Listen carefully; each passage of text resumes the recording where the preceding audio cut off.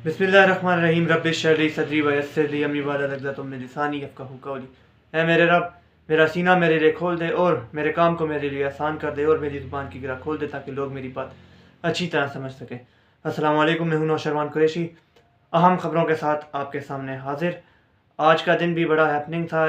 इमरान खान साहब का पटियाला जेल में केस था 190 मिलियन पाउंड वाला, उस हवाले से भी बात करेंगे। साथ ही साथ एहतजाज के हवाले से भी ऐलान होना है, उस हवाले से भी बात होगी।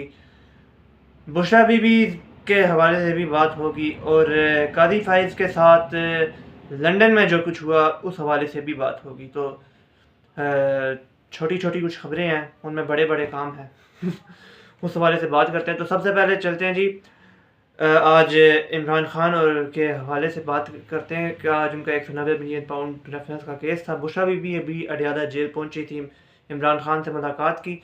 तो केस के दौरान ये इमरान खान ने कहा कि यजीदों के सामने मैं यजीदियत के आगे मैं कभी नहीं झुकूंगा और जब तक मेरे अंदर हिम्मत है, जब तक मैं आखिरी सांस तक मैं इनके खिलाफ लड़ता रहूँगा। ये बात अक्सर लोग कर चुके हैं, अक्सर सीनियर सहाफ़ी कर चुके हैं, बिलखसूस हामिद मीर भी कर चुके हैं कि इमरान खान को कई बार डील की ऑफ़र हो चुकी है, लेकिन उन्होंने डील को मुस्तरद किया है और अब तक करते आ रहे हैं। और नवंबर का महीना इंतहाई ख़तरनाक होने वाला है, क्योंकि जिस अमेरिका के बलबूते पर यह सारा कुछ किया जा रहा था, जिस बाइडेन एडमिनिस्ट्रेशन के बलबूते पर यह सारा कुछ किया जा रहा था, 5 नवंबर को अमेरिका में इलेक्शन हैं और 65 to 70% चांस है, क्योंकि वहाँ पर जो वो पोलिंग होती है उस हवाले से जो पोल्स हैं उससे में जो ट्रंप है उसका चांस 65 to 70% शो हो रहा है।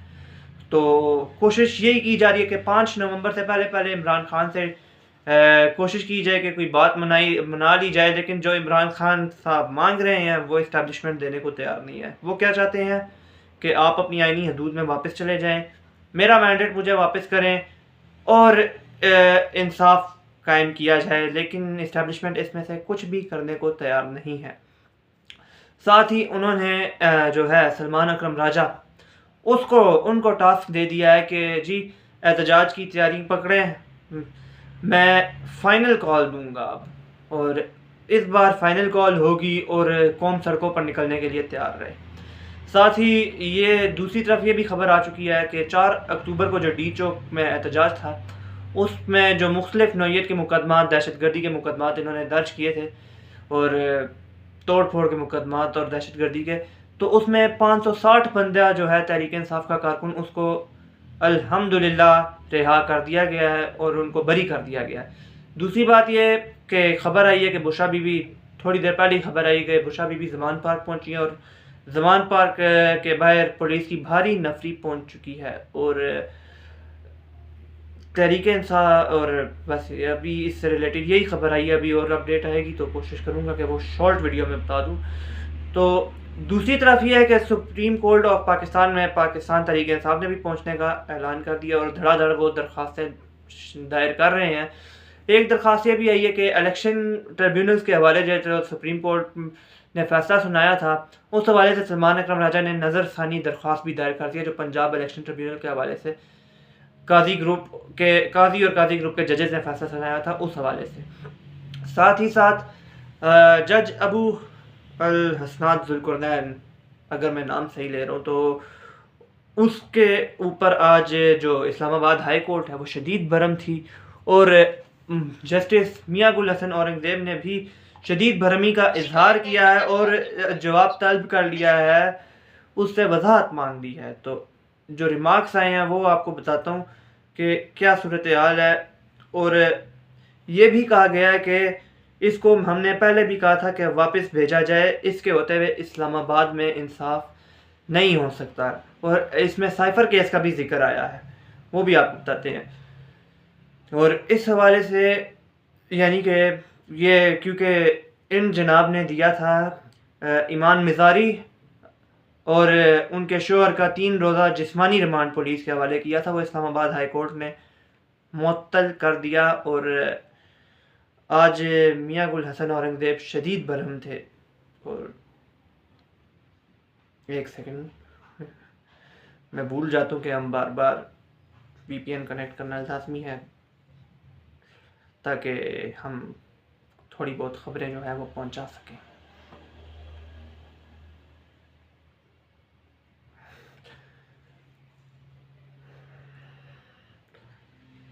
जस्टिस मियां गुल हसन औरंगज़ेब ने अबू हसन ज़ुल्करनैन के रवैये पर सख्त बरहमी का इजहार किया। हसनात की अदालत में क्या कैमरे लगे हुए हैं? हमारे पास पहले भी केसेस आए हैं जहां ये मिसकंडक्ट का मुर्तकब हुआ है। पहले भी लिखा था कि इसको वापस भेजा जाए। साइफर के ट्रायल में इसकी कारस्तानियाँ हमने देखी हैं। दुनिया इसमें कहीं भी इस तरह ट्रायल नहीं होता जिस तरह इसने किया है। इस्लामाबाद में इसके होते हुए इंसाफ नहीं हो सकता। ये आदमी यहाँ धड़ल्ले से काम कर रहा है क्योंकि वजारत कानून की सपोर्ट इन जनाब को हासिल है। तो वजारत कानून का जिक्र और साइफर ट्रायल के हवाले से भी बात आ चुकी है। ये याद रखें कि इस्लामाबाद हाई कोर्ट के जजेस ने 6 जजेस ने ख़त लिखा था जिसमें उन्होंने एजेंसी की मुदाखलत ज़ाहिर की थी, लेकिन काजी साहब वो ख़त दबा कर बैठ गए और उसके ऊपर कुछ भी नहीं किया। तो हो सकता है कि कल तक इससे वजाहत तलब की गई है, कल देखते हैं कि क्या होता है। बहरहाल जो एहतजाज है उस हवाले से भी आपको बता देता हूँ ताकि वीडियो ज़्यादा लंबी ना हो। PTI कल एहतजाज के हवाले से अगले और फैसला कुन मरहले का ऐलान करेगी। हम उन तमाम अरकान लोगों को दावत देते हैं जो जमहूरियत और इंसानी हकूक़ के दिफा के लिए पुरज़म है। जबर और अवाम की मर्ज़ी से इनकार के ख़िलाफ़ हमारी लड़ाई है में हमारा साथ दें। इमरान खान आज अज़म और आज़ादी का निशान है। सलमान अकरम राजा। और ये सारी सूरत हाल आज भी बड़ा हैपनिंग दिन रहा। आज साबिर शाकिर साहब सीनियर सहाफ़ी हैं और खैर से पिछले 2.5 साल से जिला वतनी मैं कहूँगा कि जिला वतनी की ज़िंदगी गुजार रहे हैं और ये उन लोगों में शामिल थे जो 9 अप्रैल की रात वज़ीर आज़म ऑफिस में मौजूद थे। तो साबिर शाकिर साहब ने एक बहुत बड़ा इंकशाफ किया है जस्टिस मंसूर अली शाह के हवाले से, लेकिन पहले उस पर भी बात करते हैं। लेकिन ये पहले ये बताता चलूँ कि काजी फाइज के साथ जो लंदन में हुआ, वो मिडिल टेंपल जो लंदन यूनिवर्सिटी है वहाँ पहुँचे तो वहाँ पर पाकिस्तानी कम्युनिटी जो थी ओवरसीज़ उन्होंने उनको घेर लिया और वहाँ पर जो नारे लगाए, खैर से वो तो आप सारों ने वीडियो देख ही ली होगी। इस वक्त 2 जजेस मुल्क से बाहर हैं सुप्रीम कोर्ट के, एक रिटायर्ड और एक हाजिर सर्विस हैं, ऑन ड्यूटी चीफ जज हैं। एक जस्टिस रिटायर्ड काजी फाइज ईसा और जस्टिस मंसूर अली शाह। दोनों का फ़र्क मैं आपको बताता चलूँ। एक को काजी फाइज ईसा उनके साथ जो हुआ वो आप देख चुके हैं, जबकि मंसूर अली शाह इस वक्त उम्रे पर मक्का में मौजूद हैं और लोग उनके साथ कभी सेल्फियाँ बनवा रहे हैं, तस्वीरें खींच रहे हैं और उनके साथ लोग चलने की कोशिश कर रहे हैं, उनको गले लगा रहे हैं और हाथ का बोसा दे रहे हैं। वो है ना कि जिसको अल्लाह इज़्ज़त देता है उसको का कोई कुछ नहीं बिगाड़ सकता। तो आज ये माफ़ी, इस बात से ज़ाहिर होता है कि आप खुद देख लें कि काजी किधर बैठा है और मंसूर अली शाह साहब किधर बैठे हैं। तो मंसूर अली शाह साहब को चीफ जस्टिस क्यों नहीं बनाया गया, उनके खिलाफ सबसे बड़ी बुग़्ज़ क्या थी, ये जो है वो साबिर शाकिर साहब ने अपने ट्वीट में भी और वीडियो में भी, उन्होंने अपने वीलॉग में भी बता दिया। मरियम नवाज़ को चेयरमैन यूथ लोन के ओहदे से हटाने का हुक्म। नवंबर 12, 2014 लाहौर हाई कोर्ट ने मंगल के रोज़ जाली इंसाद और तालीमी काबिलियत छुपाने पर वफाकी हुकूमत के prime minister youth loan program के लिए मरियम नवाज़ के बजाय किसी अहल शख्स को चेयरमैन मुकर्रर करने का मौका दिया। पाकिस्तान तहरीक-ए-इंसाफ के मुकामी रहनुमा ज़ुबैर नियाज़ी की दरख्वास्त की समाअत के दौरान जस्टिस सैयद मंसूर अली शाह ने कहा चेयरमैन मरियम नवाज़ को बरतरफ होना होगा। ताहम जज ने कहा कि अदालत हुकूमत यानी वज़ीर आज़म नवाज शरीफ और चेयरमैन मरियम नवाज़ को ओहदे से बरतरफ करने का एक और मौका देना चाहती है। समाअत के दौरान deputy attorney general Aamir Rahman ने मरियम नवाज़ की तैनाती इसनाद के सामने पेश किए। ताहम PhD की डिग्री जाली होने से मुतालिक एक सवाल पर उन्होंने ये डिग्री वापस ले ली है। उन्होंने माफ़ी मांगते हुए कहा कि अदालत के सामने पेश की जाने वाली तफसीलात इंटरनेट से हासिल की गई हैं। तकरीर का दिफा करते हुए डिप्टी अटॉर्नी जनरल का कहना था कि चेयरमैन मरियम नवाज़ का ऑफिस पब्लिक ऑफिस नहीं है, जबकि ये एक फोकल पर्सन का काम है सर अंजाम दे रहा है।